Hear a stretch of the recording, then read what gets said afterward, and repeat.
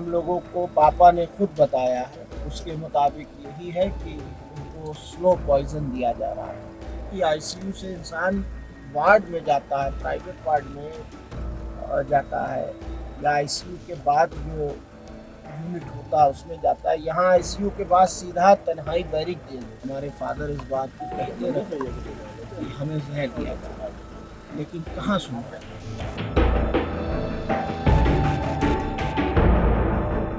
सांसद जी मेरे बड़े अब्बा मिल पाए थे और उनसे उन्होंने कहा था कि भैया हमको जहर दिया गया है। जो इंसान को आप लाद के लेकर आते हो कि वो आईसीयू में भर्ती किया जाएंगे, उनकी हालत गंभीर है। उस इंसान को 12 घंटे बाद, 14 घंटे बाद आप वापस पीठ ठोक के भेज देते हो कि आप एकदम फिट हैं, स्वस्थ हैं, जाइए वापस। और फिर आज की जो हुई है घटना, अब कुछ बचा रह गया है कहना और सुनना। सब कुछ साफ है, सब कुछ दिख रहा है, सब नजर आ रहा है।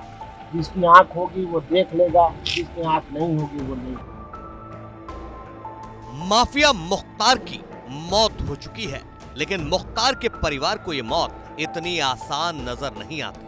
छोटे बेटे उमर ने माफिया मुख्तार की मौत पर मीडिया के कैमरे के सामने जो कुछ भी बोला है वो अब वायरल हो रहा है। क्या लग रहा है इसको बताने से क्या फायदा, जब माननीय न्यायालय में बता रहे हैं। जी जी जी। माननीय न्यायालय के समक्ष विधायक जी ने लिख कर दिया 19 तारीख को उनको खाने में जहर दिया। क्या हो गया, तबीयत बिगड़ी, आईसीयू लाए गए, बीमार थे।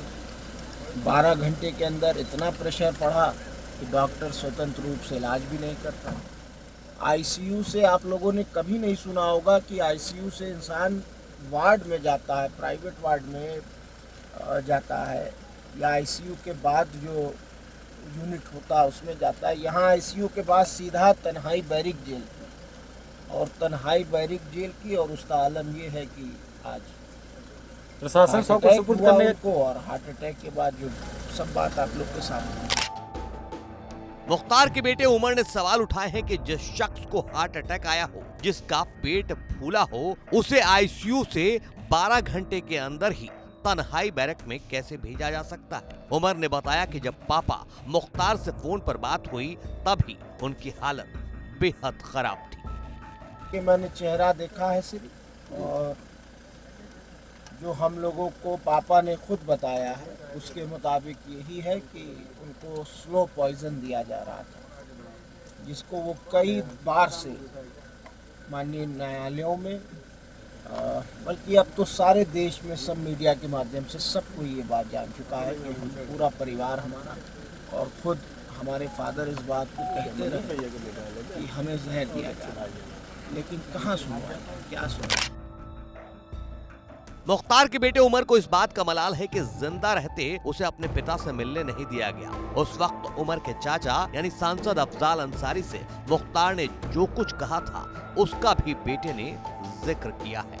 रजा पर हम राजी हैं, मौत और जिंदगी का मालिक अल्लाह के सिवा कोई नहीं है, ये हमारा ईमान है। और कुल्लु नफ्सिन जायक़तुल मौत, हर नफ्स को मौत का जायका चखना है। कोई ऐसा नहीं है जो मरेगा नहीं। हम भी मरे, आप भी मरे, सब मरे, बस कोई आगे कोई पीछे। ये पिछली बार आप आए थे तो मिलने नहीं दिया गया था, देखने नहीं मिलने दिया गया, ताकने भी नहीं दिया गया, देखने भी नहीं दिया गया। और सांसद जी मेरे बड़े अब्बा मिल पाए थे और उनसे उन्होंने कहा था कि भैया हमको जहर दिया गया है, जिससे मेरे आते लगता है कि फट जाएगी, इतनी मुझे दर्द और तकलीफ है। और आज भी जो वीडियो वायरल है उसमें आप देखिए उनका पेट कितना फूला हुआ है, हार्ट अटैक है। जो इंसान को आप लाद के लेकर आते हो कि वो आईसीयू में भर्ती किया जाएंगे, उनकी हालत गंभीर है।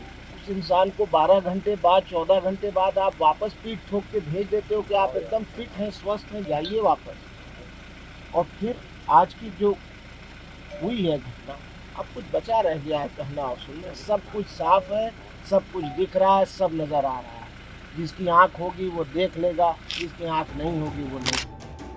माफिया मुख्तार के बेटे उमर का कहना है कि उन्हें देश के कानून पर यकीन है। वो पिता की मौत के इंसाफ के लिए जो भी कानूनी रास्ता होगा वो अपनाएंगे।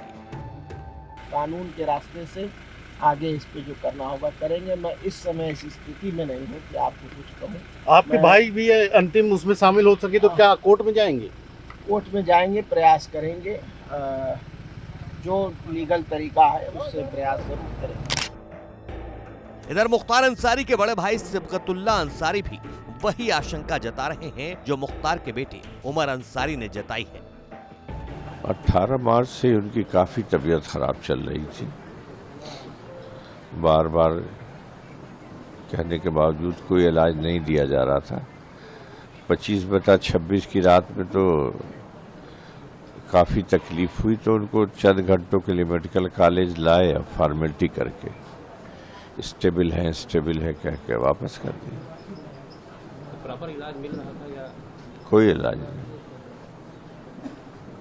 आशंका भी व्यक्त की जा रही थी कि वो तो महीनों पहले बात कही गई थी, लिख के दी गई थी माननीय उच्च न्यायालय को भी, सर्वोच्च न्यायालय को भी, लेकिन कोई उस पर कोई ध्यान नहीं दिया गया। कार्रवाई नहीं हो पाई। परिवार की आशंका अपनी जगह कायम है, लेकिन कानून जुबान की नहीं सबूतों की मानता है। कुछ घंटों बाद मुख्तार की पोस्टमार्टम रिपोर्ट सामने आ जाएगी तो सारी सच्चाई भी सामने आएगी।